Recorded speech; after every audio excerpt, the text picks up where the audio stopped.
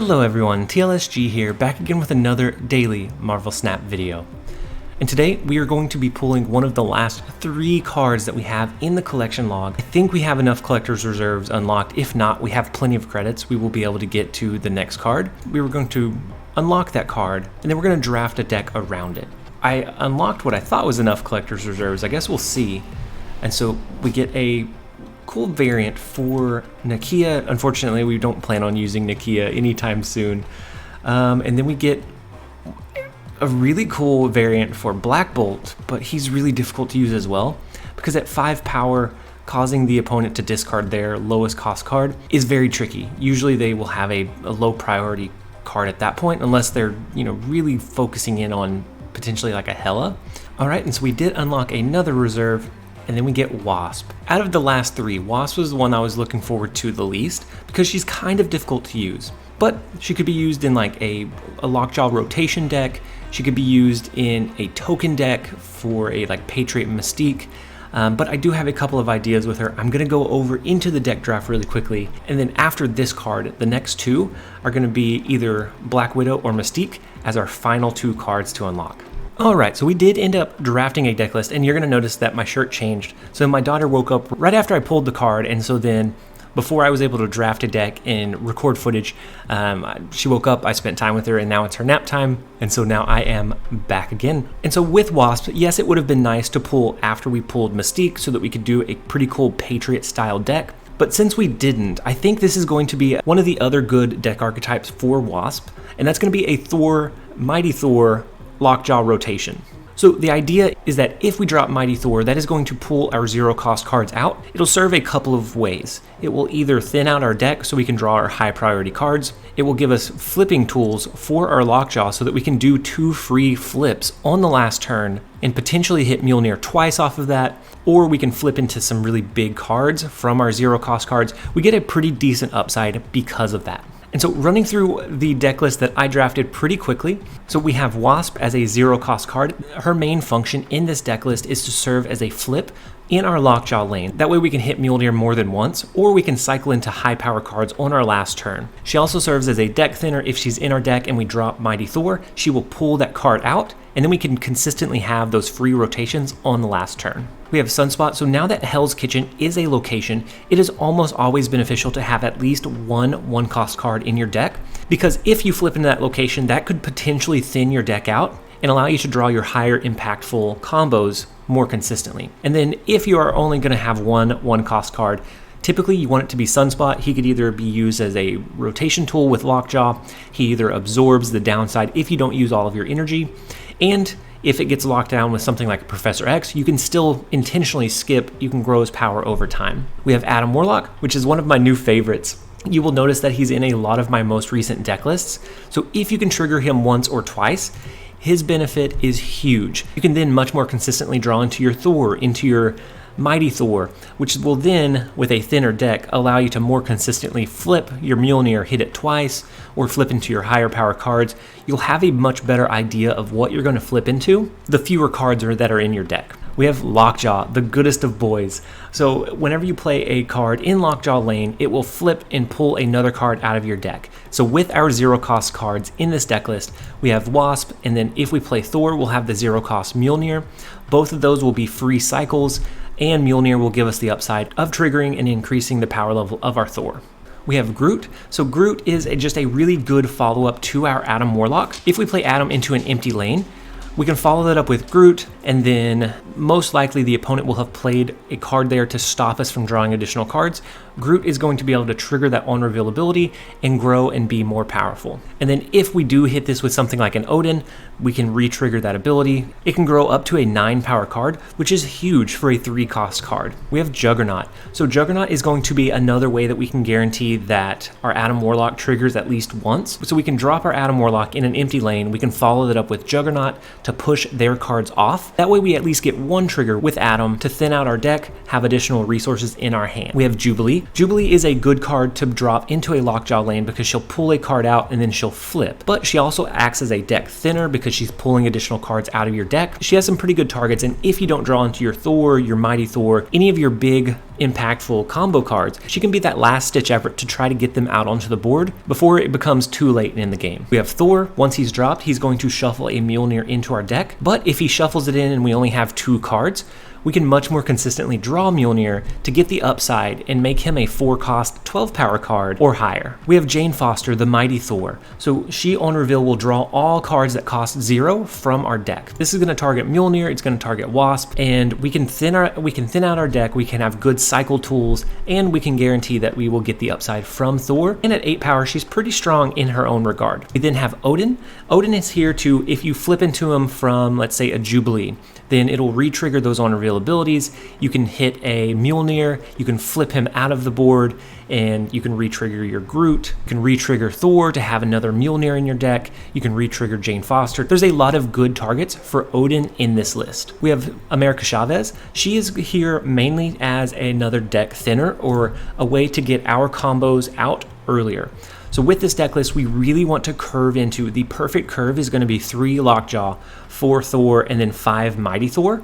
That'll give us a really big, powerful turn 6 play by having both of our 0-cost cards in our hand, and we can still drop a 6-cost card by itself. And so the more often we can have that curve in our hand at that point in time, the stronger we're going to be able to perform. And then lastly, we have Magneto. Magneto is a really high power card. If you end up flipping into him, you can draw some of their resources into your lane and kind of put them in an awkward position where the opponent didn't necessarily want them. You can stack their high power cards in Thor, in Devil Dino, a couple of cards like that. There's just a lot of good utility, and he's a high base power, so even if he doesn't have any targets, he's a good call for this deck list. Okay, so that is the deck rundown. I'm gonna go ahead and jump into a few games. I'm really excited to bring this deck to you guys. First up, we have Meji. We got District X as our first location, which seems to happen quite a bit. So we're going to play with what we have and try to make it work, but this obviously isn't our Jane Foster deck. Okay, so they play Angel. We go ahead and play our Medusa. With the cards that we have in our deck, we have our Juggernaut, Magneto, and Groot. And so we'll hold those off. Captain Marvel is going to be pretty good for the vault for us, especially with this kind of random game. And forcing them, once the vault locks down, we'll be able to have additional cards or power go over there. So they used a morph into our Juggernaut. Do we have any ongoing abilities? Not anything so far, but we'll keep an eye out for our Mystique. I think we stack some power here. I think we're going to stack Juggernaut, Agent 13. We're going to try and force them to not get very much power into the vault, because if we can do that, then we can win. Ooh, and so they lock down a lane with Storm. And so for turn 5, we can pull Juggernaut, we can pull Storm with our Magneto. Oh, and then we drew into Agatha. Oh no, that's not the play you want to do, good sir. The play is Captain Marvel into Magneto in Hell's Kitchen. Good ma'am, I guess, not good sir. Well, you can only play it the best you can. When you draw into Agatha, you draw into Agatha. So we know that she is going to play herself next turn. And so we do have the vault here locked down. It all comes down to if we can win Hell's Kitchen with 13 power. It would have been a lot more consistent had we been able to pull their cards out if we had a floating Captain Marvel for that power level. So they use Cosmo and Beast. And so we actually come up over them. They use Cosmo so that the Beast doesn't pull the cards back into their hand. Very, very lucky. Very lucky. We should have lost that one, Meji. I hope we run into each other again with our actual decks to see how it goes. Alright, so next up we have Yan, I think that's a D, so Yan Dnepr. I feel like that's not right, but I apologize. But we get New York as the first location. We do have Groot, Jubilee, Wasp in our hand, so we're going to be able to, we get Kamar Taj for the double on reveal. So if we don't draw into Thor before then, we can drop Jubilee, get the double on reveal trigger. Odin, we could do Groot, which would get the double on reveal, so it'd end up being 9. I guess 8 now, 7 now. And so then we get Savage Land. Ooh, so we do get Thor, but we're not going to have a great spot to set up our Beast either, unless we start cycling early in New York. But that might be something we could do. We're going to go ahead and drop Groot, hope that they that they do play into Kamar Taj, but unfortunately they don't. So they storm New York here, which feels pretty bad. We really want to drop Thor into Kamar Taj. Do we change that? Or do we just go with Thor here, go with something like a Lady Thor and Magneto in Savage Land to try to pull that win out. Oh, so they don't play into the flooding lane either? Was it a trap? Maybe they're going with a Gambit. If they're going with a Gambit style play, trying to destroy our cards, the Wong could be pretty good. That's a little concerning. They do block this one off. We don't have any great space to rotate, but we know we're going to get at least one rotation. And so which one's going to be better? The Mighty Thor is going to give us more power overall, because we're going to be able to drop Mjolnir, drop Odin. Thor is going to be massive. So Lady Thor, she's going to pull... Actually, oh, okay. I guess we'll decide what we do from there, but Jane Foster is going to pull out 2 Mjolnirs from our deck, each of which could trigger twice if we drop them here. Ooh, so they get a rescue, which is going to trigger twice as well. Interesting. So I wonder if they have some other on reveal that is going to hurt us more, because our Thor is going to be pretty large. Do we end up going just Chavez here to push power, because this is going to be a this is going to be a 4-time trigger here, and we could of course do the 2-time and then the 2-time, so 4. We could hit it 5 times, but I think pushing Chavez in this right hand side is going to be more beneficial, just in case they drop power here, because 4 is going to be 24 extra power, and that's so it's going to be 4 times, so that's going to be 20 power, and so 24 may not be enough. So if they're planning on a really large play here, maybe we do need to go with this, because rescue on Camartage, that's beautiful. Like, that is 4 times, so they're going to get buffed up 4 different times for 5 power each, for a total of 20 power, and then whatever they end up dropping here. So if it is if it's a Doctor Doom that fills up this lane and fills up this lane, I think we're losing this, but I want to see it play out, because this is huge. These lanes are going to be huge as well, because 20, and then if that's 25, and so 24 here wouldn't do it, would it? Because if we had switched it and still did it the way we were thinking, where we had the Chavez, this lane would be 19. And so is this a Doctor Doom? If it is, then we definitely lose here. And then we can calculate what the other playline would have been to see if it would have been better. But let's go with the double Mjolnir here with the follow-up of the Odin for another double. Groot is going to get a buff, so I think we do get to win this middle location, but it depends on what they drop in mid as well. Okay, and so we have... This is triggering for a while. So we have Groot that's going to go off again. We have Thor that's going to send another Thor into the deck. We have a really, really large play here. But they have a White Tiger, so it's going to send a White Tiger to the right and to the left. No, it's going to send 4. Oh my lord. So 4 White Tigers. Had we switched it, had we done Mjolnir, Chavez, like we intended, we would have been 19 power. This one would have been 4 triggers instead of 5. That would have just been 6 less. And then this would have been 6 less as well, so 12 less. It would have been 18 less. So we would have won this lane by 2.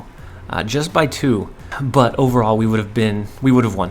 Very well played. Very, very well played. It was so very close. All right, so next up we have Coda. I'm not doing great at reading these names today, but we do have our Thor, we have our Jane Foster. If we can draw into our lockjaw by the end of this turn, that's going to be perfect. We're going to be able to have some high priority switches with lockjaw. And so then we have the vault here. We don't draw into lockjaw, unfortunately. And so where do we think they're going to play power? They played here. I'm going to gamble that they play into the vault here. They don't. Okay, so they do send us a card. They send us Green Goblin. We will most likely drop Thor here, and then we're just playing as normal. Otherwise, on turn 5, we're going to have to drop all cards here. So that's going to be our Jane Foster, and then turn 6 will depend on what we draw into. Okay, and so they drop a Warpath, so they may only be intending on dropping cards here and here. Okay, and so after this turn, this one locks down, but we do know that we have the potential upside of...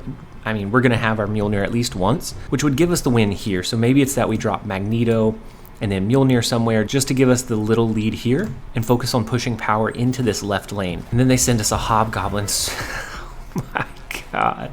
Oh my gosh. Okay. So then we do pull our Mjolnir with the Mighty Thor.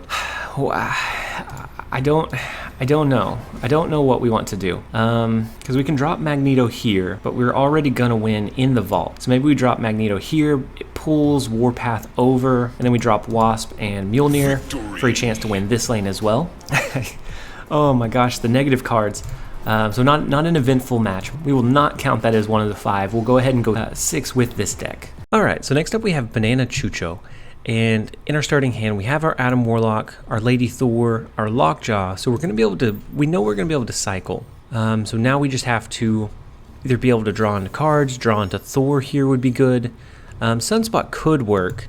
We can sneak them both over into the right-hand lane. They are going to be a little bit more likely than normal to drop resources here because of the super flow.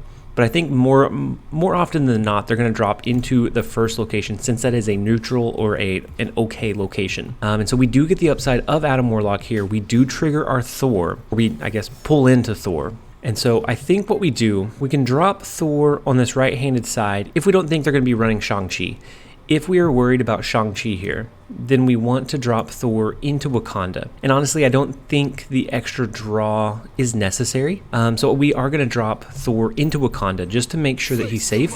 Once he's there, his power is going to be uninterruptible, and we should win this lane off of it. And so they have an Omega Red. This turn, I think we drop Lady Thor. Just don't think there's any reason not to. If you have her in hand after you put Mjolnir into your deck, she's going to pull it back out, and then we're going to be able to do some kind of cool flips with Wasp here. And so they snap off of this. I'm wondering if they're going to be stacking some really high ongoing power here. In the like Omega Red, the Onslaught, no. So they extend the game with magic. And it's interesting. Maybe it'll be okay. We're going to go ahead and cycle now, just to get it out of the way. This doesn't negatively impact us if we play here anymore. We're not going to lose energy off of the play. And then by playing here, we're going to cycle Mjolnir back into our deck. It's going to give us a chance to draw it back in before the end of the game. We do have a chance to pull into Jubilee here or to pull into Odin, both of which would be subpar. And so then they wave us, which it's a good thing we played all of our cards this turn. That way we're going to cycle. We don't have to worry about making the decision between Mjolnir and an actual card. And so then we pull into America Chavez, which is perfect. And then if Wasp will flip into Mjolnir, that'd be beautiful. Like the odds of that are very, very low, but it's beautiful nonetheless. So I'm wondering if they are still feeling confident, because they did use wave. I think what we do, we have initiative. I think we drop Magneto over on the right-handed side. If they were going to play Odin, we're going to pull wave out of this lane. That's going to leave them not being able to re-trigger that wave. That way we can cycle next turn with Wasp. If we don't draw into Odin. If we draw into Odin, then maybe we actually, no, our only card left is Odin. So we will probably drop Odin here, which will leave him on the board because he's the last card. So he's not going to have anything to cycle into. Oh, and so they drop a card here. I wonder if they were going to do like an Onslaught, and then they were going to do like an Iron Man or something to elevate that power level even further. So I bet it was going to be like an Onslaught and then a Mystique to double that double, and then something to push it up over. And by limiting that ongoing ability, by forcing them to not have room for a Mystique and then whatever 4-drop card, so probably like a Devil Dino, which would have pushed this lane to some obscene number. The double-double would have made this into something ridiculous as well. But by limiting that play space, we did end up getting a retreat, and we got some pretty good rotations out of it. We had an 18 power Thor. He was going to be a 24 power Thor after all was said and done. All right, so next up we have Crisis Jake. And the first location is an awful one in negative zone. So we're actually going to play our Sunspot into the third location. They play theirs into the second one. So we're both taking the same gamble here. But theirs just has a more immediate kind of turnaround or answer. We are going to drop our Adam Warlock into the third location, which works out really well for us. We are going to be able to pull into an additional card at least once, and then we can either set up the lockjaw. Ooh, no way. So we're going to have the locked-in miniaturized lab until turn 6, so we're going to get a lot of upside out of Adam Warlock here. I honestly think we should snap off of that. But we have such a good play line already. Yeah, we're going to go ahead and snap off of it. Potentially scare them away, but okay, yeah. But it was such a solid advantage that there's really no reason to risk it after that point, because we would have an additional, by the end of the game, an additional 4 draws into our hand. So that pretty much lets us get through our entire deck. So very good play, or very good upside from the miniaturized lab there. All right, so next up we have Crisis Jake again. They are back and ready for vengeance. They're ready for revenge. Oh no, they got a rock right off the bat. Super unfortunate. With Subterranean as the first location, we got a rock as well. I'm wondering if we play the rock or if we hold it to use as a cycle tool. I think we're gonna hold it at least for 1 turn, and then depending on what we draw into, we can start cycling. Ooh, so they discarded a Giganto. So they may have like a Hela style deck. And so on turn 4, we're going to shuffle our hand into our deck, and then we're going to draw 3 cards.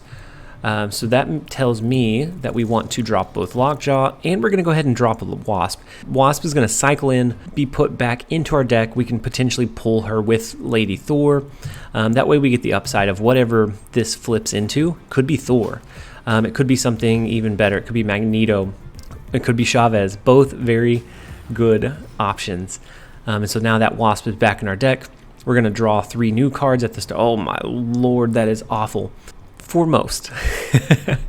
So do we want to double cycle here? I think what we want to do is drop Jubilee off over to the side. Then we'll drop our double rock into the Lockjaw lane. Or do we hold that for a turn? Maybe we just double cycle now. If we double cycle now, they'll all get the Muir Island bonus for each preceding turn.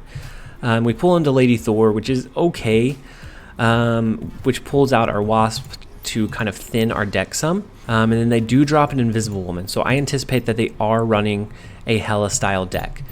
We do have a lot of rocks still in our hand. We still have a lot of rocks in our deck. We have some not so great cards in our hand. I know that the Invisible Woman lane, just from us running a Hela style deck, is typically the one that's the easiest to swing. So if we can swing this one, and we can get this one to swing in our favor, ooh, so we get a Magneto, which is a huge Jubilee pull here. And so they're running the Sarah as well. And so maybe they can drop 1 discard card and Hela here. I think we're just going to drop our Wasp and let Sunspot buff up. Over 14 power should be enough to still win this location. Most likely we'll be fairly competitive here unless they have something resummon in this lane. And then it'll be close, but I still think we have a pretty solid advantage. Okay, so they ended up retreating. No matter what they resummoned, unless Giganto hit perfectly right in this lane. But that is very, very risky. Or maybe they didn't have Hela at all. Could have been a possibility as well. But overall, a Lockjaw deck makes the sting of having and drawing into 3 rocks sting a little bit less. It doesn't rock your game as much because you're able to send them back into your deck. You can get at least an additional chance to try to draw into something that is not as negative. Alright, so next up we have Hulkster Mania. And I'm showcasing a few additional games than I normally do, but this deck list has felt pretty solid. Just about every game that we have played, it has performed exceptionally well. We have lost the second game that we played. We ended up losing, but it was really close, and that's the last time we've lost. And so we're going to see if we can kind of keep this going. Regardless, this will be the last matchup, but so I think what we do is we pull up, we drop our Lockjaw, we drop our Wasp, because after this turn, we're going to shuffle our hand back into our deck. And so at least this is going to give us the potential upside of flipping into like a Thor, or we could flip into Chavez, Odin, which wouldn't be great, but at least it's not a Wasp, and at least it's not going back. It's beautiful. I couldn't ask for a better flip target. Ooh, and then we get Wasp back into our, oh my gosh. We get Wasp back into our hand. So I think we drop our Sunspot. We also cycle a card because we do want to at least fill this up a bit. Because after turn 5, these cards are going to send into another lane, but since Miniaturized Lab is locked down, no cards can be added. That includes being moved over. And so it would end up going here and capping out this lane anyways. And so we want to kind of fill this one up a little bit sooner than we normally would. Otherwise, we would have dropped our Sunspot and then followed up with Lady Thor, pulled out Mjolnir. That way we could cycle Mjolnir first. But we didn't have enough time to do that. And so now it is, oh my gosh. Oh boy. So do we want to flip into the potential of Mjolnir, or do we want to drop Lady Thor? We can send Wasp back into our deck. That has the chance to pull something like Odin or something better. I think we do it this order, where we send Wasp back in. Lady Thor is going to pull Mjolnir out, so we know we're at least going to get that upside. And at this point, I would snap, because I do feel fairly confident.